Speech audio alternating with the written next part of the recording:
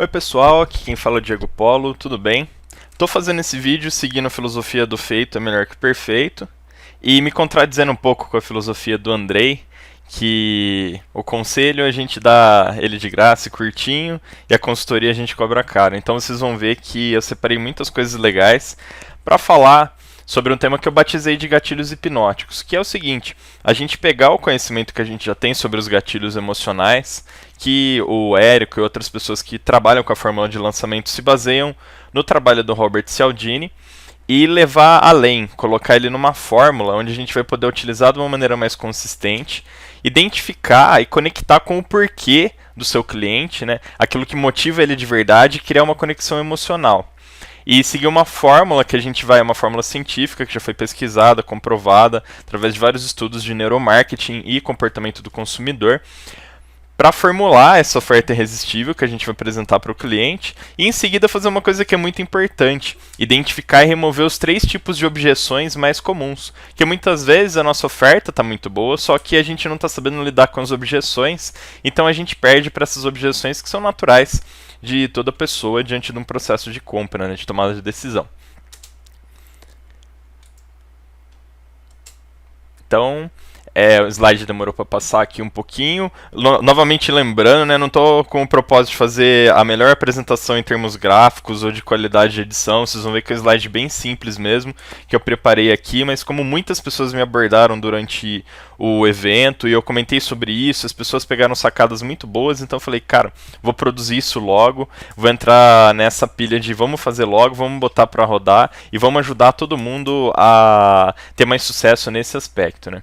Então, um pouquinho antes, eu vou falar sobre tomada de decisão emocional.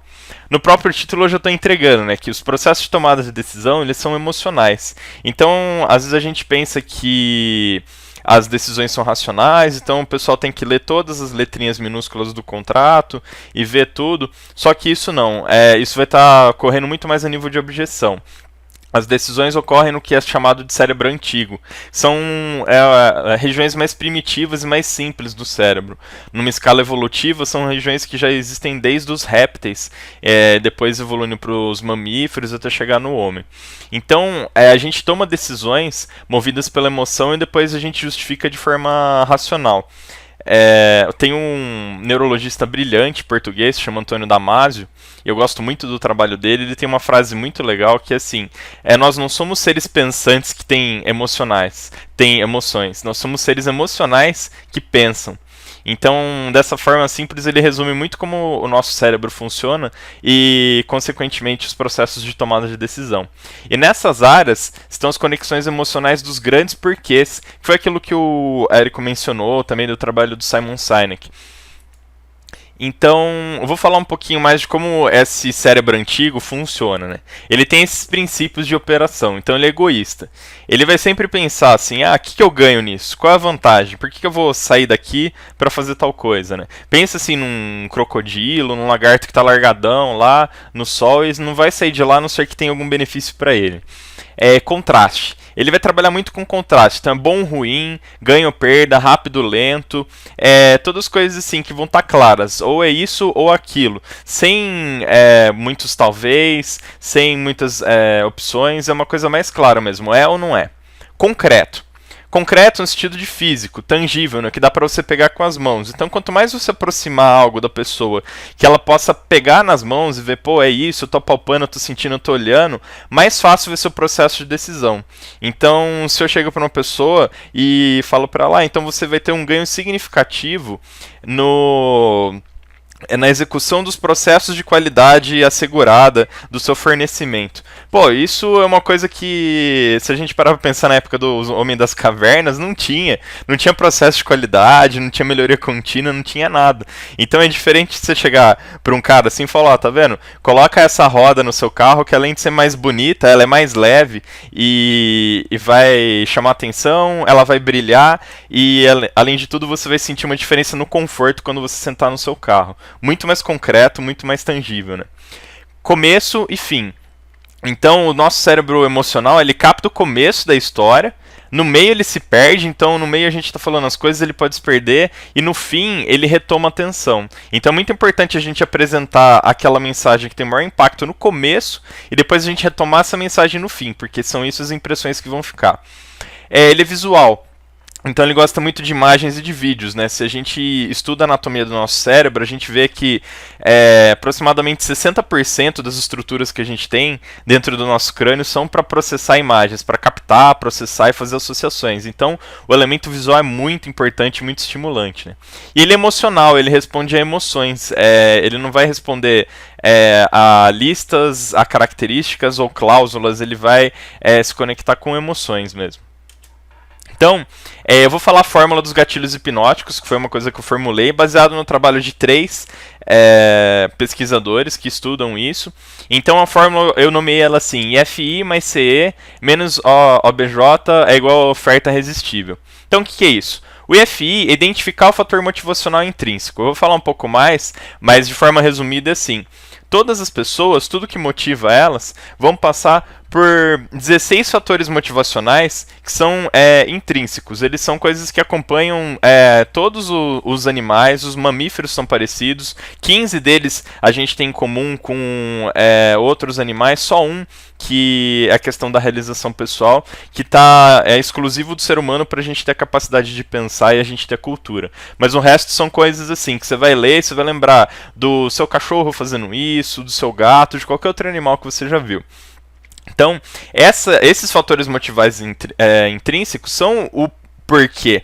São o gancho que a gente faz assim, da nossa proposta com aquela motivação que faz a pessoa sair do lugar e buscar uma mudança, buscar um resultado. O C é comunicar-se emocionalmente. Então é a utilização dos gatilhos emocionais. Eu vou um pouco além, né, eu falei gatilhos emocionais, gatilhos hipnóticos, são só terminologias. Eu vou um pouco além desse modelo do Cialdini, que é os que a gente viu na fórmula, eu vou acrescentar alguns elementos novos para ficar mais detalhado. Então acho que isso vai ser bem legal.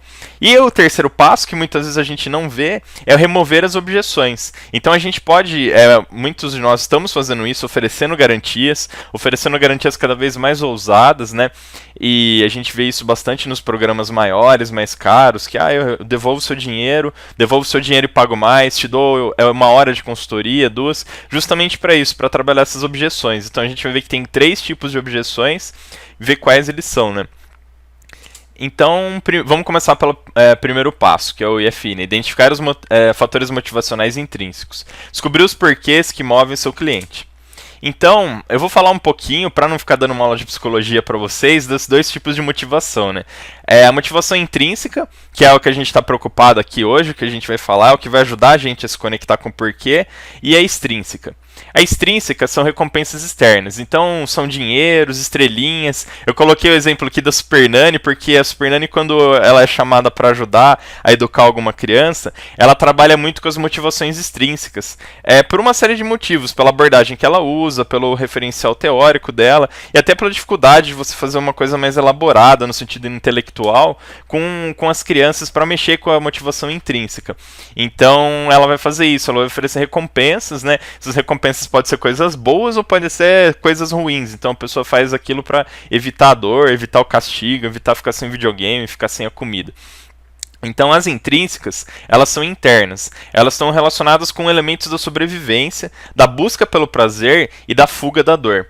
Então por isso que eu falei que se relaciona com os animais. A gente vai ver que muitas dessas estão relacionadas com questões de sobrevivência mesmo, com os animais. Só que assim, eu não estou querendo minimizar a gente para comparar com os animais, porque como a gente vai ver, o ser humano pega uma coisa básica do animal, como por exemplo assim, da alimentação, a necessidade da alimentação, e a gente torna isso num ritual.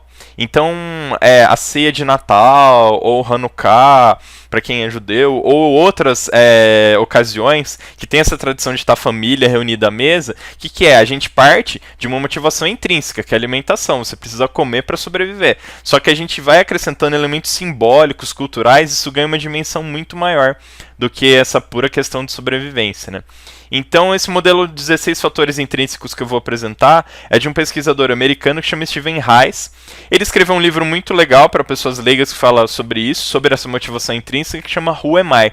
Então, na proposta do livro, é a gente identificar essas 16, ver como isso relaciona com a gente, como a gente pode se motivar e ajudar a motivar os outros também.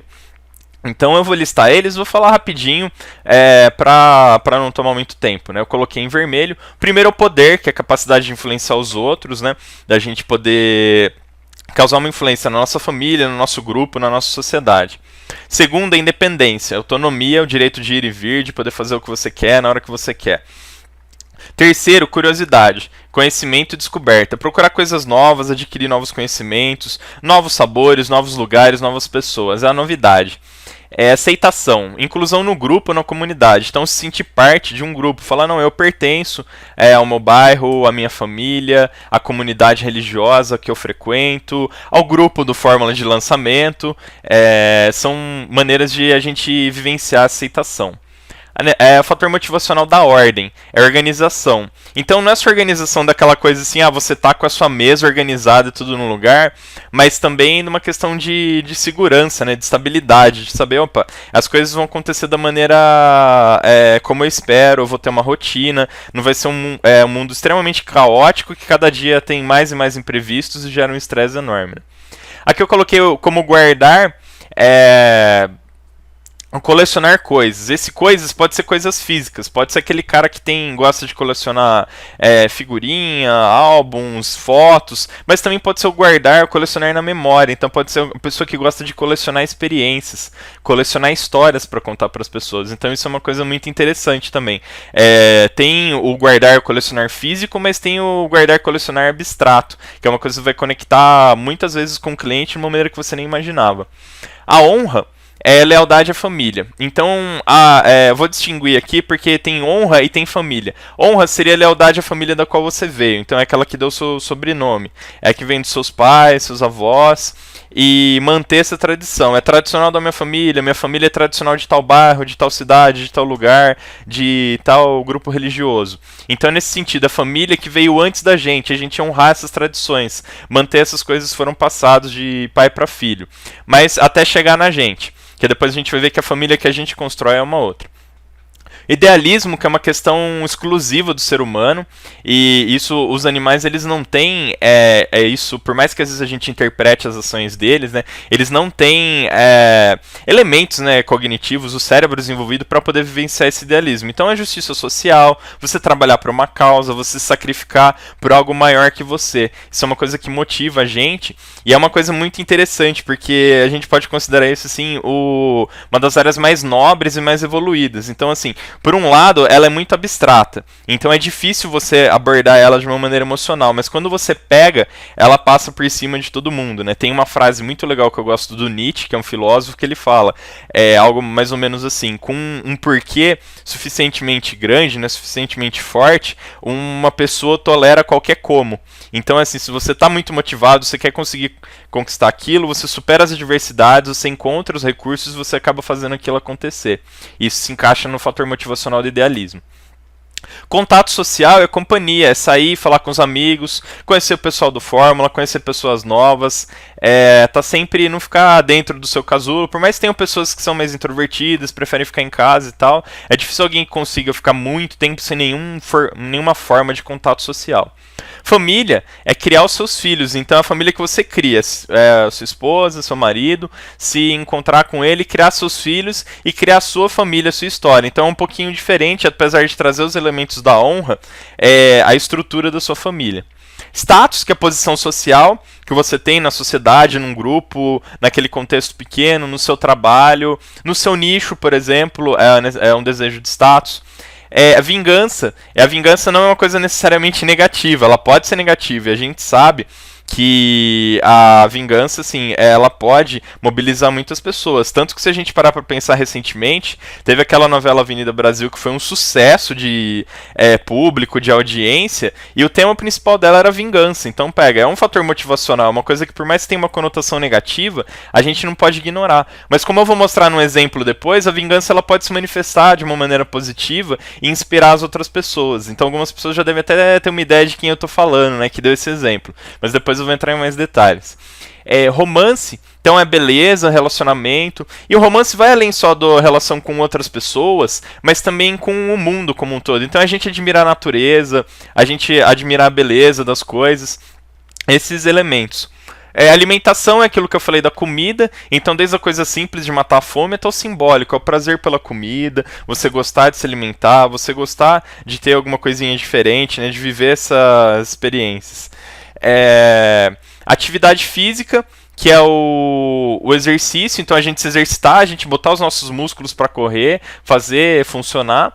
E a tranquilidade, que é ter emoções calmas e estabilidade, né? Tá relacionado com a questão da ordem também, né? Então a gente saber que a nossa vida vai ter altos e baixos, mas que no geral a gente vai ter mais tranquilidade e estabilidade do que problemas, né? Então, esses fatores motivacionais estão relacionados com o porquê. O que a gente vai fazer? Identificar quais são os fatores principais que estão envolvidos na sua oferta e no seu cliente, no seu avatar. E a gente vai formular o conteúdo de forma a conectar com eles. Então a gente vai fazer uma coisa que eu chamo de afunilamento. A gente vai começar no impessoal, então é uma coisa genérica que a gente falaria para qualquer um, que a gente imprimiria num anúncio, colocaria numa propaganda. Depois a gente vai passar para um nível mais pessoal, que é aquela coisa que a gente falaria para alguém em pessoa, para um colega, um conhecido. E por fim, a gente vai chegar no nível mais íntimo, onde a gente vai demonstrar um pouco a nossa vulnerabilidade. E a vulnerabilidade, por mais que seja um risco, ela gera uma conexão muito intensa e muito rápida com as pessoas. Então isso é uma coisa extremamente poderosa para a gente usar, né? Ok, então agora a gente fala um pouquinho sobre a comunicação emocional. Comunicar com esse cérebro emocional. E como que a gente vai fazer isso? A gente vai diagnosticar a dor do nosso cliente, do nosso avatar, e oferecer os ganhos que nosso produto, nosso serviço, a nossa proposta tem para acrescentar a ele. Então é uma fórmula de 4 passos. A gente vai seguir esses 4 passos, eu vou explicar um pouco. Primeiro é diagnosticar a dor dessa pessoa. Então a gente vai diagnosticar a dor, o problema, a necessidade de uma maneira correta. Depois a gente vai diferenciar a nossa oferta. Por que essa pessoa vai procurar a gente para a solução do problema dela, ao invés de uma outra pessoa? Ou ao invés de simplesmente deixar tudo como está? Demonstrar o ganho, o terceiro passo. Então mostrar claramente quais são os ganhos que a pessoa vai ter a contratar nosso serviço, comprar o nosso produto. E a quarta etapa é entregar para o cérebro antigo. A gente tem que codificar a nossa mensagem de uma maneira que o cérebro antigo vai captar, que vai causar um impacto emocional para a pessoa. Não simplesmente fazer uma lista escrita de todos esses elementos que eu falei e entregar para a pessoa ler, que isso não funciona bem. Então, primeiro passo, diagnosticar a dor. Existem 3 tipos de dor. A primeira dor é financeira. Então, isso é uma questão, por exemplo, de performance ou falta de performance. Geralmente é fácil de medir. Retorno sobre investimento, porcentagem de vendas, coisas que são bem concretas, assim, quanto você ganhou, quanto dinheiro entrou na sua conta, quanto você está no vermelho. Então é fácil de medir, são números que são fáceis da pessoa se relacionar. O segundo tipo de dor é uma dor estratégica. Então, pode ser processos do negócio, controle de qualidade, aumento de risco, diminuição de market share. É um pouco mais difícil de medir, porque a gente já está entrando um pouco no abstrato. Então, assim, por mais que a gente coloque números ou percentagens, eles estão em cima de um conceito que a pessoa não consegue pegar, não consegue pôr na mão ou consegue imaginar assim, será que eu consigo contar isso com feijõezinhos, né, como a gente fazia quando a gente estava na escola, né, era pequeno. O terceiro tipo de dor, que vai se relacionar muito também com pessoas que não estão em nichos necessariamente financeiros ou que vão envolver dinheiro, investimento, mas nichos de saúde, desenvolvimento pessoal, etc., como é o meu caso. São sentimentos e emoções associados à dor do cliente, ou seja, insegurança, estresse, estilo de vida que causa infelicidade, alguma perda financeira e o impacto que essa perda financeira causa. E isso é um pouco difícil de medir, porque, por exemplo, perda financeira, as quantias são fáceis, perdeu 50 mil. O impacto emocional da perda é abstrato. Então, por exemplo, para uma pessoa que está ganhando 1 milhão por mês, perder 50 mil é dolorido, mas não vai ser a mesma dor para uma pessoa que aqueles 50 mil era tudo que ela tinha. Então, é um pouco difícil a gente avaliar esse impacto emocional. A gente vai ter que prestar mais atenção com relação a isso. Então, é importante pensar o diagnosticador. Qual a intensidade dessa dor? É um pequeno incômodo ou é uma dor intensa? Se for um pequeno incômodo, talvez a pessoa vai deixar lá. Ela vai falar, não, deixa, depois eu resolvo isso, vejo o que eu posso fazer. Se é uma dor intensa, o cara não dorme, não come, não consegue fazer nenhuma outra coisa porque ele só pensa naquilo. E qual é a urgência, né? Já relacionado com isso. Qual é o tempo de resolução? Eu tenho 1 mês, eu tenho 3 meses, eu tenho 1 ano para fazer isso. Versus, é para amanhã o negócio, é para hoje, eu tô ferrado. Se eu não pagar isso, eu não vou. Se eu não arrumar dinheiro, eu não tenho como comer. E o cliente tem plena consciência dessa dor? Às vezes você tem plena consciência da dor do seu cliente, mas ele ainda não está consciente de como isso vai acontecer. Então a gente vai ter que comunicar isso para ele, para ajudar ele a ter mais clareza do quanto sua oportunidade pode contribuir com ele. Então, a segunda etapa, diferenciar a sua oferta. Nessa etapa são 2 questões para ser feitas. Como a sua oferta se compara com outras propostas. E como ela se compara com o cliente simplesmente não fazer nada. Então, assim, às vezes a gente não vai ter concorrência, ou concorrência direta, pelo menos. Seguindo aquilo que o Andrei falou, no seu segundo lugar, no seu nicho. Porém, a maneira de ser segundo lugar no seu nicho é quando o primeiro lugar é simplesmente não fazer nada, o cliente ficar parado. Eu vou falar um pouco mais sobre isso quando a gente abordar o tema da objeção, que é a questão da inércia. Então isso é uma dificuldade também. Por que o cliente deve fazer aquilo que você está propondo, comprar aquilo que você está oferecendo, ao invés de simplesmente ficar na mesma? Então, as ofertas elas têm que ter essas características, né? Elas são relevantes, então está relacionado com aquele público-alvo, com aquele nicho, com aquele avatar. Então ela é única ou exclusiva ou pelo menos diferenciada, né? Para falar, não, isso daqui tem uma coisa a mais com relação às outras. Como diria um chefe que eu tive uma vez, isso aqui tem um plus a mais, né? E ter credibilidade, você mostrar, não, esse cara realmente pode entregar o resultado que ele está prometendo. Terceiro, demonstrar o ganho. Existem 3 tipos de ganho que são relacionados com os 3 tipos de dor. Tem o ganho financeiro, tem o ganho estratégico e o ganho pessoal. Então a gente vai relacionar com esses 3 tipos de ganho. Tem 4 maneiras da gente demonstrar o ganho. Eu listei aí, eu coloquei um PS que é uma ordem crescente de efetividade, ou seja, a mais eficiente são utilizar depoimentos, testemunhos ou estudos de caso. Funcionou para tal pessoa e tal pessoa tinha o mesmo problema que você. É um problema muito parecido. Segundo, em termos de eficiência, são demonstrações, uma coisa tangível, prática. Então, a demonstração funciona muito legal com quem trabalha com produto físico, por exemplo, mas não necessariamente. Pode ser um serviço. Então, a gente vê, às vezes, essas quiosques de cosmético no shopping que faz uma demonstração. Deixa a pessoa experimentar um produto um pouco para ela sentir na pele a diferença. Ou então tem aquela propaganda clássica das facas Guinso, né, que o cara cortava uma latinha de refrigerante com a faca, né, para mostrar que o fio de corte era bom mesmo, né? Terceiro lugar, os dados.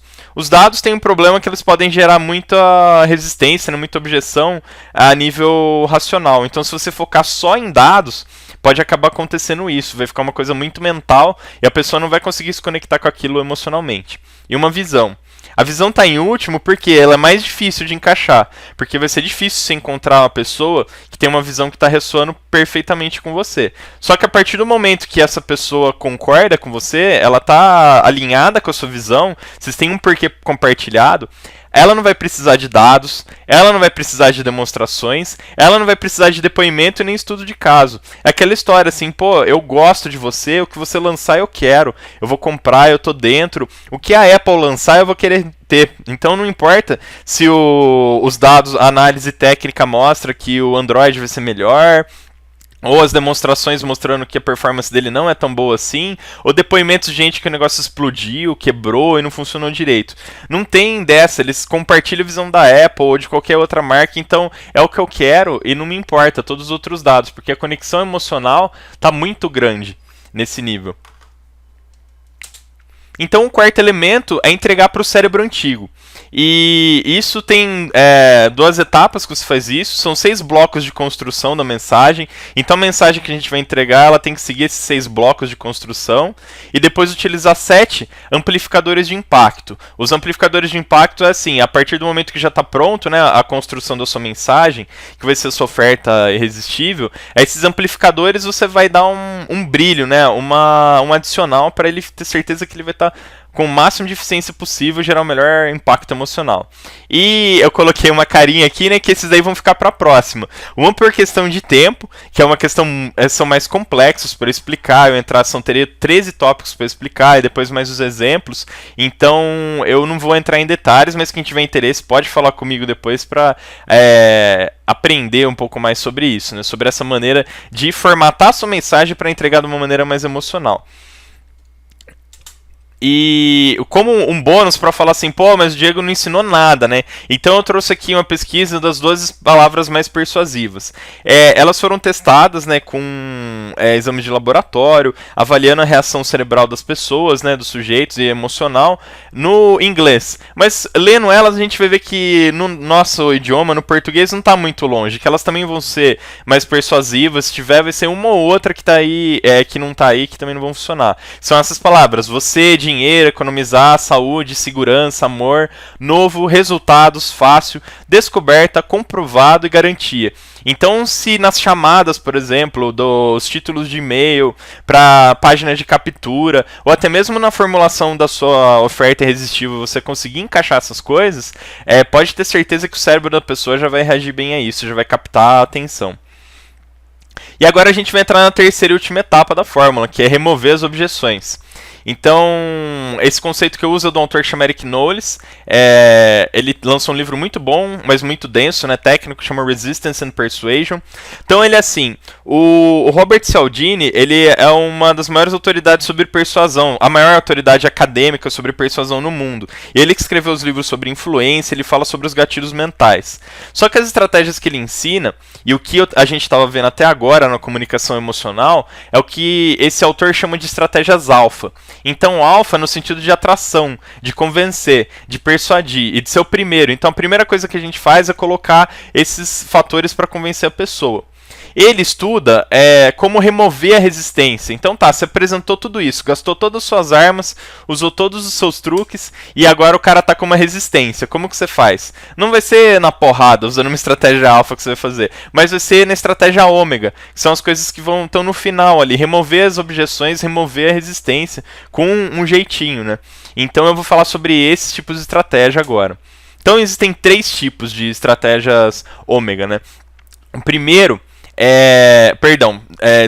existem vários tipos de estratégia, eles vão lidar com 3 tipos de objeções. Então, os 3 tipos de objeções. O primeiro é a reatividade. Então, a reatividade é a resistência contra o processo de influência ou persuasão, contra a venda ou a proposta ou a oferta ou a influência em si, a tentativa de influência.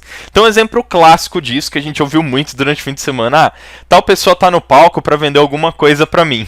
Ou seja, a pessoa está oferecendo a resistência, está sendo oferecendo uma objeção reativa contra o processo de influência e persuasão em si. Então, pô, ele tá lá para vender, não, ele tá me abordando. É a famosa coisa, você atende o telefone e alguém fala: posso te oferecer uma oportunidade?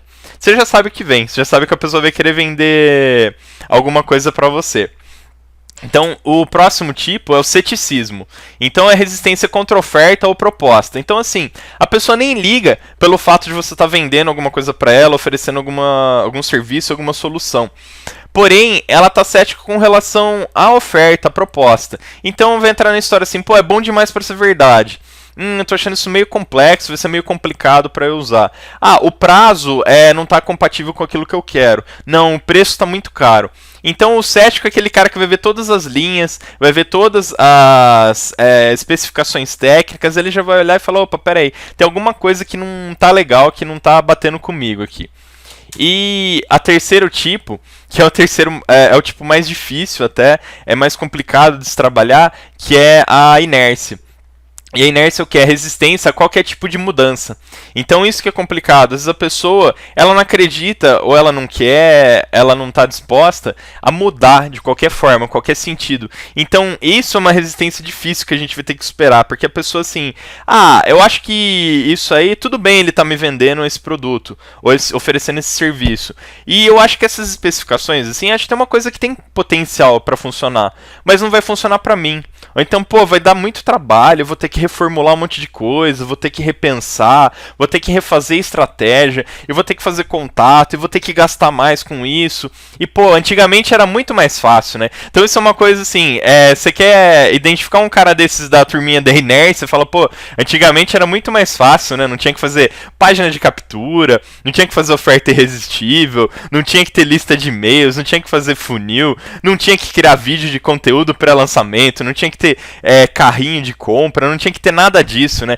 Autoresponder. Então, a pessoa que falar isso, que pensar isso, pode ter certeza que é uma pessoa que tem uma objeção da inércia, de não tá querendo abraçar essa mudança. Diferente daquele cara que cai de cabeça, assim, fala, não, tem que arrumar um autoresponder, qual que é bom esse? Tá esse. Não tem dinheiro? Não, tem um gratuito? Tem, então vamos pegar esse gratuito mesmo, dano. O cara vai achando os recursos, vai construindo, vai fazendo, vai procurando, porque ele não tá com essa objeção à mudança, ele quer mudar, quer fazer o negócio acontecer.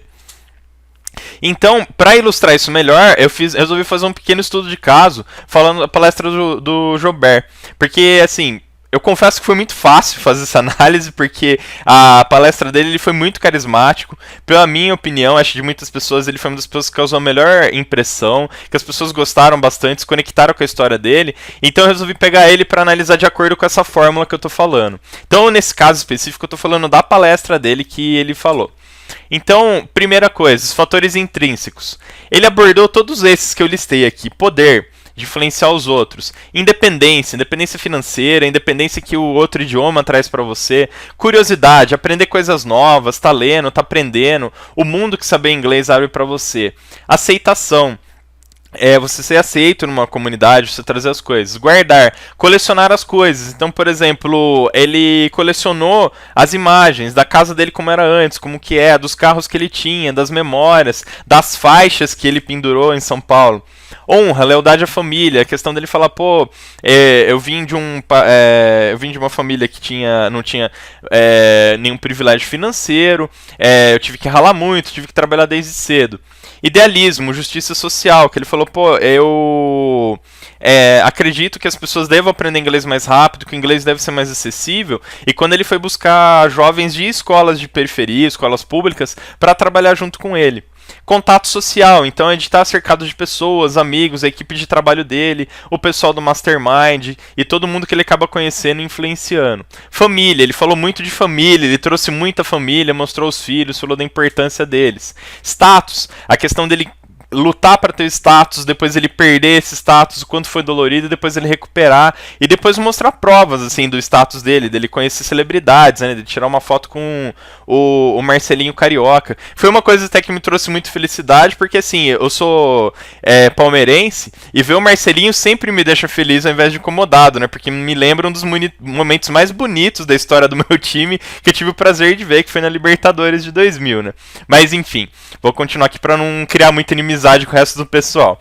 Vingança, ele falou o exemplo da vingança, que ele queria se vingar da amiga da mulher, de uma série de outras pessoas, para mostrar de uma maneira positiva. Romance. Então, assim, a beleza, a importância do relacionamento dele com a família, dele se relacionar com o mundo, ver lugares bonitos, aproveitar a vida, né?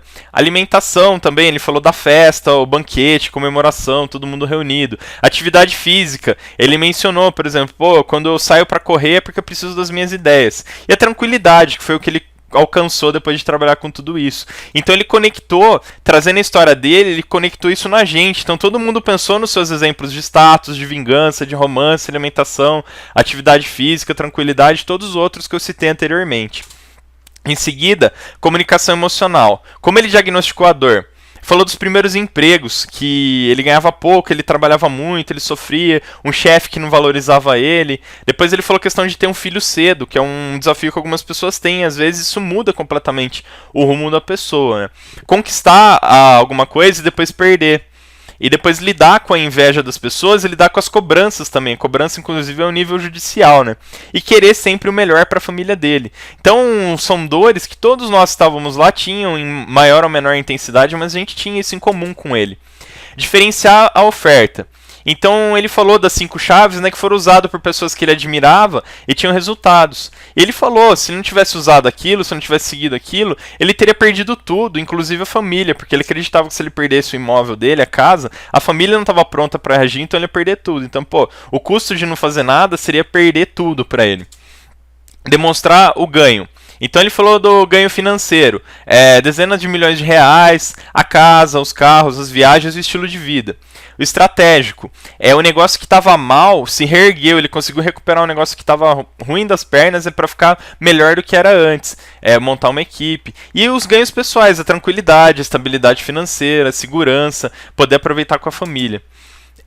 Como que ele demonstrou esse ganho? Através de depoimentos, através de fotos com celebridade, foto da casa, viagens, dados sobre o seu negócio, foto da equipe. Então, quando ele mostra aquela equipe enorme, você fala, pô, um cara que tem uma empresa com tantos funcionários, assim, ele tem o sucesso. Não é qualquer um que chega lá, né, para criar e manter uma equipe dessa. E principalmente com a visão, que eu acredito que ele mostrou de 2 formas. Questão do inglês sem gramática. O inglês que todo mundo pode aprender, pode ter acesso. E a questão de contratar os jovens de periferia para trabalhar com ele, no momento assim, onde talvez a maioria das pessoas não tomaria o tempo, né, para fazer um trabalho voluntário, para contribuir com a sociedade. Foi nesse momento que ele foi lá e resolveu fazer a contribuição dele. E para entregar para o cérebro antigo, eu não entrei em muitos detalhes de como se faz isso, né, mas eu já posso falar aqui coisas que ele fez. Piadas e uma personalidade carismática, ele fez muito o pessoal rir, gostar dele, se aproximou das pessoas. Ele era uma das pessoas que tem, talvez assim, uma das maiores rendas lá, mas ele passou a impressão de ser o mais simples, o mais acessível. Então ele cria essa conexão, né. O tom de voz peculiar influencia muito, porque além daquilo que a gente... o conteúdo da nossa fala, como a gente fala é muito importante. E ele era muito expressivo, se comunicava bastante, então a linguagem corporal dele muito boa e o tom de voz muito bom, já foi 90% da mensagem que ele queria passar. Ele utilizou histórias carregadas de emoção, emoções positivas, emoções negativas, uma variação enorme de emoções. Então a pior coisa que a gente pode causar em alguém é o tédio. Então mesmo uma emoção ruim é melhor do que o tédio. Status, escritório na Avenida Paulista, fotos com celebridades, carros, casa, cruzeiro, festa, todas as coisas de status para mostrar coisas que muitos aspiram lá, talvez não da mesma forma que ele, mas tem aspirações de status. E usou muito contraste, por exemplo, o início humilde e vida próspera, perder tudo e depois recuperar. E remover as objeções. Como que ele removeu as objeções? Primeiro, da reatividade. Ele falou, não vou vender curso de inglês, se alguém quiser se interessar depois pode me procurar, mas meu carrinho está fechado, eu não vou vender. E realmente, ele não vendeu. Nenhum produto dele, nenhuma coisa que envolveu um investimento de dinheiro nosso, ele vendeu. Então ele removeu muito da reatividade dessa forma. Removeu o ceticismo. Ele deu dados, ele trouxe fotos, histórias e prova social. Então você pensa, um cara que tem uma empresa com tantos funcionários, que tira uma foto com o Marcelinho Carioca, que faz um cruzeiro, que tem tal casa, é de verdade, não é uma mentira, não é uma coisa fabricada, né? E a inércia. Ele mostrou que a mudança é possível até para quem nasceu mais pobre, para quem perdeu tudo e depois teve que recuperar, e quem tinha 1 milhão em dívidas. Então a gente vai pensar, pô, imagina como deve ser ter 1 milhão em dívidas. Eu mesmo não consigo pensar como seria uma coisa dessas, né? Então isso é muito motivador, né? Para tirar a pessoa da inércia e ver que ela também pode conseguir. E é isso, pessoal. Muito obrigado pela atenção. Eu queria compartilhar esse conteúdo com vocês. Eu acredito que o que tem aqui já vai poder ajudar muito vocês a revisarem a proposta de vocês, a oferta irresistível, como vocês encaram o avatar de vocês, qual vai ser a sua história de lançamento e tudo isso. O conselho é rápido e grátis. A consultoria é demorada e cara, como diria o Andrei Parabello. Mas eu acho assim que eu furei um pouco isso, porque eu dei vários conselhos. Eles não foram rápidos, foram demorados. Por isso eu agradeço se você está me vendo até agora. Mas foram de graça, né?